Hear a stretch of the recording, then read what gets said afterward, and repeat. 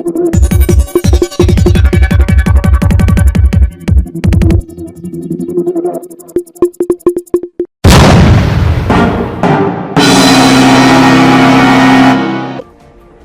सण उत्सव विधानसभा निवडणुकीच्या पार्श्वभूमीवरती जिल्ह्यातील कायदा व सुव्यवस्था अबाधित ठेवणे तसेच सर्व प्रकारच्या अवैध धंद्यांचे समूळ उच्चाटन करण्यासाठी नाशिक ग्रामीण पोलीस अधीक्षक विक्रम देशमाने यांच्या आदेशान्वये कारवाई करण्यात येत आहे।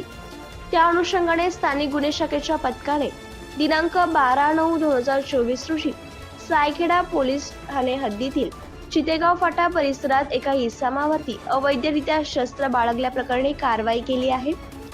दिनांक 12/9/2024 रोजी स्थानिक गुन्हे शाखेचे पोलीस निरीक्षक राजू सुर्वे यांना मिळालेल्या गोपनीय बातमीप्रमाणे सायखेडा पोलीस ठाणे हद्दीत चितेगाव फाटा शिवारात हॉटेल सन्मान परिसरात एक संशयित इसम दहशत पसरवण्याचे उद्देशाने अवैधरित्या देशी बनावटीचे पिस्तूल कब्जात बाळगताना दिसून आला असल्याची माहिती मिळाली होती।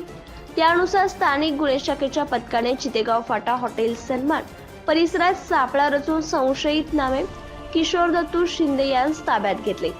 सदर इसमाची अंगाझडती घेतली असता त्याच्याकडे एक कब्जात एका देशी बनावटीचे पिस्तूल व एक जिवंत काडतूस मिळून आले।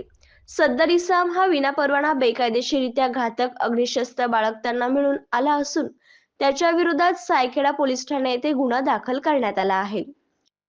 आगामी कालावधीत अवैधरित्या शस्त्रे बाळगणाऱ्या इसमाविरुद्ध वरील प्रमाणे कारवाई करण्यात येणार असून कोणीही इसम अवैध शस्त्रे बाळगून गुन्हेगारी करावयास तसेच दहशत निर्माण करीत असेल तर नजीकचे पोलीस ठाण्यात संपर्क करावा असे आवाहन ग्रामीण पोलीस दलामार्फत करण्यात आले आहे। नाशिक ग्रामीण पोलीस जिल्हा अधीक्षक विक्रम देशमाने, अप्पर पोलीस अधीक्षक नाशिक ग्रामीण आदित्य मिलखेडकर यांच्या मार्गदर्शनानुसार व सूचनेप्रमाणे स्थानिक गुन्हे शाखेचे पोलीस निरीक्षक राजू सुर्वे, सहाय्यक पोलीस निरीक्षक संदेश पवार, पोलीस हवालदार नवनाथ जगताप, हेमंत गुरुड, विनोद टिळे, मेघराज जाधव, संदीप नागपुरे, सुधाकर बागुल, हेमंत गिलबिले, प्रदीप बहिराम याच पथकाने सदर कारवाई केली आहे।